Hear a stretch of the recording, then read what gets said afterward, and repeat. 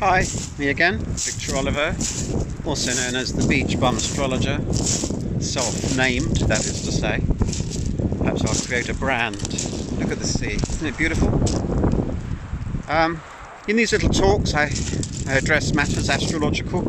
Sometimes I deal the aspects, like the Saturn-Pluto conjunction. Today I thought I'd answer one or two questions that people ask me about astrology. There's much misunderstanding. Some people think that media horoscopes is what astrology is about. In fact, media horoscopes serve a very useful purpose of keeping astrology alive in the public mind, but they are simplistic versions of the great art of astrology. There's much to learn if you delve into the subject. Some people ask me, I've often been asked, why do you need the birth time? Why do you base the horoscope on time? Well, astrology is all to do with time. The principle of astrology is that the horoscope is, in a sense, a reflection of your characteristics and to some extent your destiny, based on the planetary positions in the horoscope at time of birth. In Britain, the unfortunate thing is that time of birth is not often recorded. I mean clock time of birth, and that's a pity, because without clock time it's very difficult to make accurate forecasts.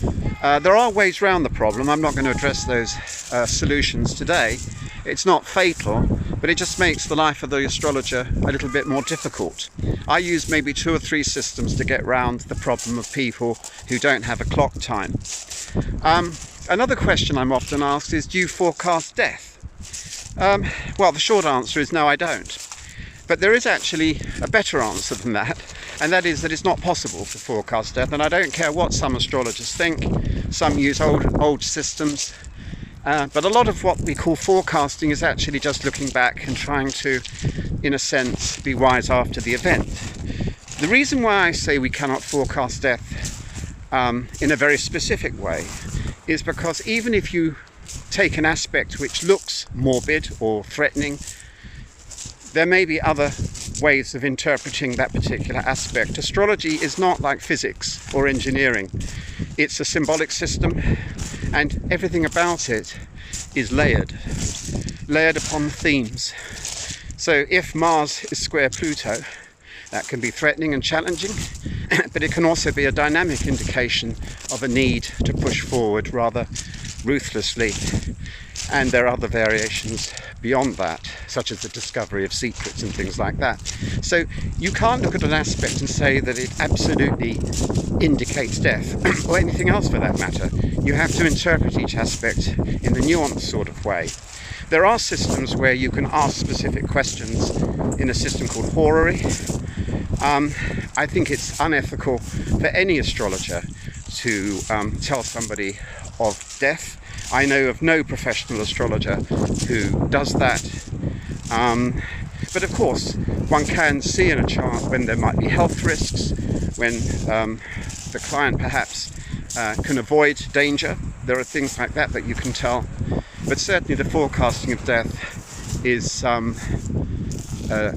unethical, and there are many astrological organisations that will confirm what I've said. In general, what I would say about astrology is that it's not a science. This is another question I'm often asked. Some people say it's an exact science. Well, I know that some astrologers believe that, they think that and argue it.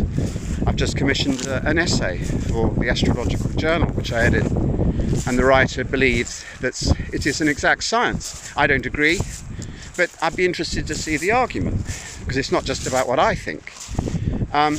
Why don't I think it's a science? Because, in essence, we do not understand the relationship between the planets, the so-called planets, and life on Earth. And when I say that, I mean we don't understand the actual physical energy, if indeed there is one.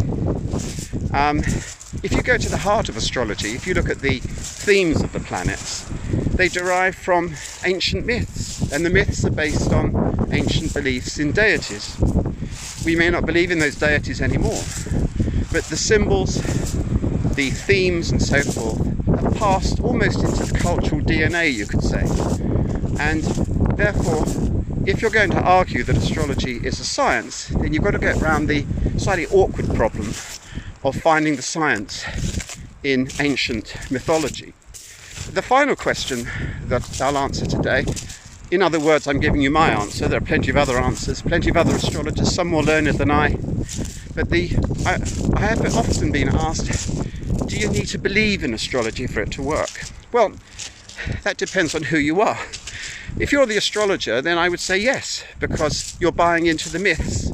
You're buying into the myths that are associated with the planets. Venus, for example, is the hottest planet in our solar system. If you went there, you'd be turned into a pancake in about a nanosecond. So that's not our Venus.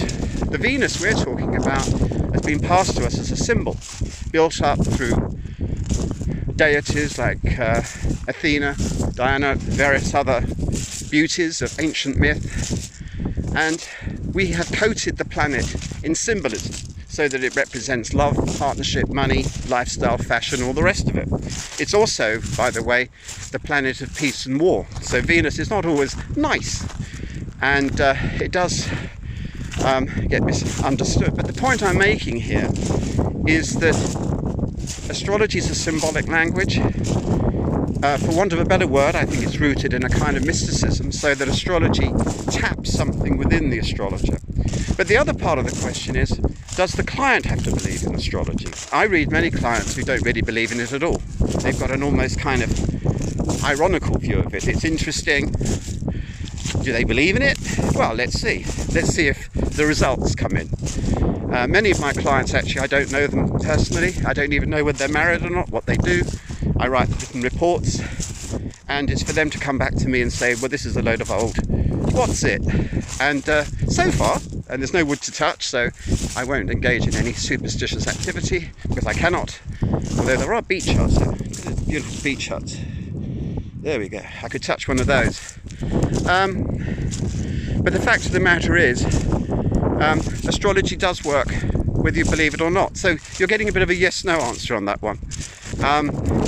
It does kind of work, but at some level the astrologer has to believe in the themes that are associated with the planets, because without the symbolism, the themes, the mythology, then you don't have astrology. What you've got left is astronomy.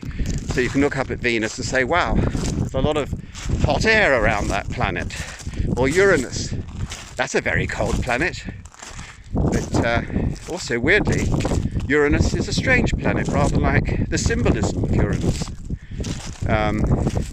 It sort of rolls on its side, doesn't it? It rotates on its side. And various other strange things about that planet.